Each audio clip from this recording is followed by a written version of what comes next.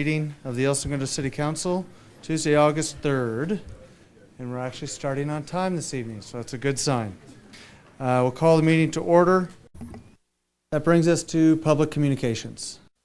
Scott, please. Good evening, Mayor Bush and members of the council. I'm Scott Houston, 120 Loma Vista Street. And I'm here tonight to encourage the council to approve placing an initiative on the November 2nd ballot to increase our utility users tax and also our transient occupancy tax. But I think it is important this option of increasing these two revenue sources be considered. They should be placed on the ballot for the citizens of El Segundo to decide. And if the citizens decide that they don't want them, they can vote them down. But we should have a choice. We, the voters in El Segundo, should have the opportunity to have our say. I'll remind everybody, the last time we broached increasing the TOT in El Segundo, it was knocked down by two members, Carl Jacobson and also Kelly McDowell. I disagree with that decision then, I disagree with it now. We have excellent hotels in El Segundo, serving our business travelers and tourists alike, and they will not be impacted by an increase. Joe, please. Thank you. Joe Harding, representing the Hacienda Hotel and also a resident of El Segundo. Back again to plead our case with regards to the increase in the TOT. Most of you have seen firsthand what our industry has endured over the past 27 years, and I want to say thank you for hearing us out and understanding our position. Our industry just can't handle any increase at this time. Not in this economy, not with the current room rate structure in Los Angeles, not with the shift in our competitive set. You simply have to take this off the table. You must say no to the hotel killer tax.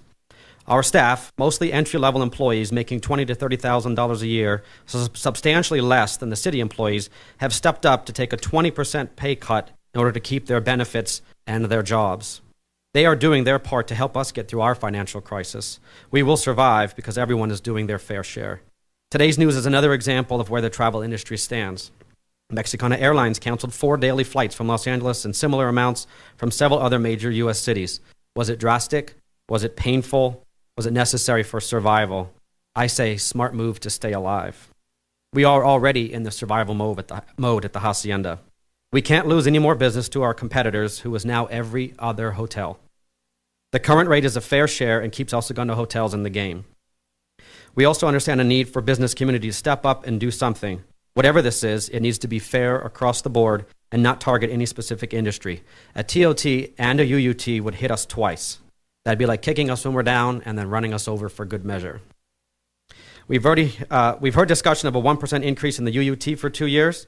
Certainly a more equitable way of sharing the burden. And trust me, any increase places a burden on our already thin margin. The city must make unpopular and difficult adjustments to their payroll and expenses. Asking businesses to pick up the bill for the city and its residents in this economy is simply not a fair approach. The Hacienda has been and will remain a stellar business in this community. Help make sure this continues. Leave the TOT where it is. It's working for us. It's working for the city. And I end with an open invitation to Scott Houston to come to breakfast, lunch, or dinner with me so you can see the full picture about the condition of the hospitality industry. Thank you.